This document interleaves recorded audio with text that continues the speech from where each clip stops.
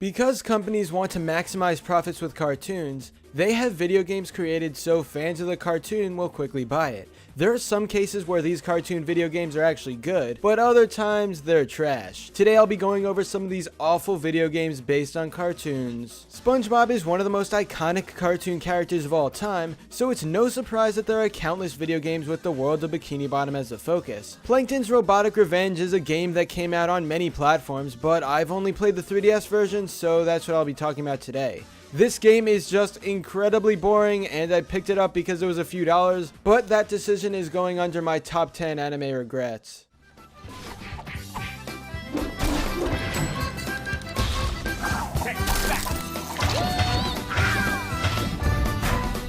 for action! We need to work together. My robotic revenge!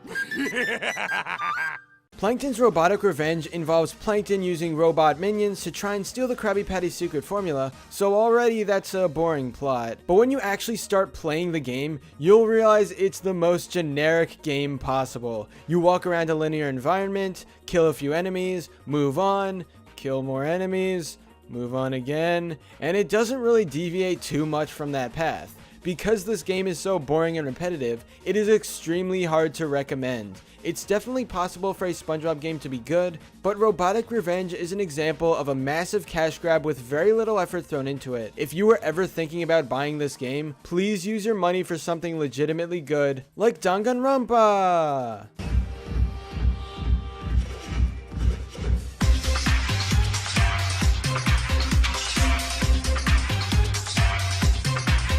I was one of the biggest Gravity Falls fans when it was airing, since my whole channel was all about decoding its secrets and mysteries before I moved on to the cartoon stuff. So when the 3DS game called The Legend of the Gnome Gemulets came out, and it was a pretty boring game, you can imagine how disappointed I was. The story is this. The Pines twins must work together to collect tools and weapons around Gravity Falls as they attempt to solve mysteries and prepare for encounters with paranormal and supernatural creatures, attempting to restore order to the Gnome Kingdom. Now let me be clear, I don't think Legend of the Gnome Gemulets is completely terrible, but it was so much worse than it could have been. Only one person can solve the mystery of Gravity Falls. You!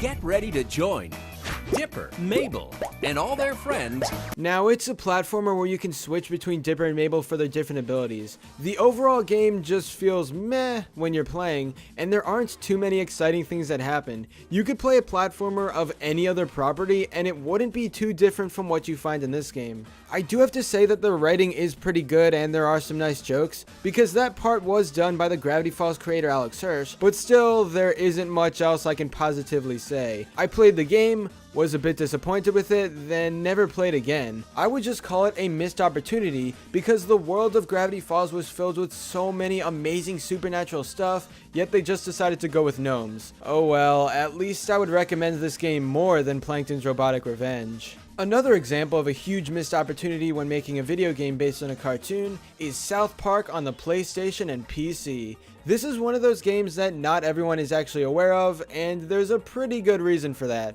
Many people who've played it say it's terrible. This story involves a mysterious comet approaching the Earth, and then the boys fight monsters. That story already is pretty ridiculous, but I can give it a pass because South Park has always been weird. I'm going down south, I'm gonna have myself a time. Friendly faces everywhere, come no close without confusion. Going down south, I'm gonna leave my woes behind. Anyway, this South Park game could have been so many amazing things, but someone made the terrible decision for it to be a first-person shooter. That already made the game less likable, and combine that with some terrible level designs, then you get a game people aren't going to be interested in. Even though this got bad reviews, the South Park video game world was later redeemed when the Stick of Truth was released many years later. This was an RPG game that captured South Park's charm perfectly, and it turned out way better than the PlayStation and PC game. But anyway, that's all for this video. Subscribe for more awesome cartoon videos. Give a thumbs up and comment below, let me know what you think. Thanks for watching, and I'll see you guys at dinner time.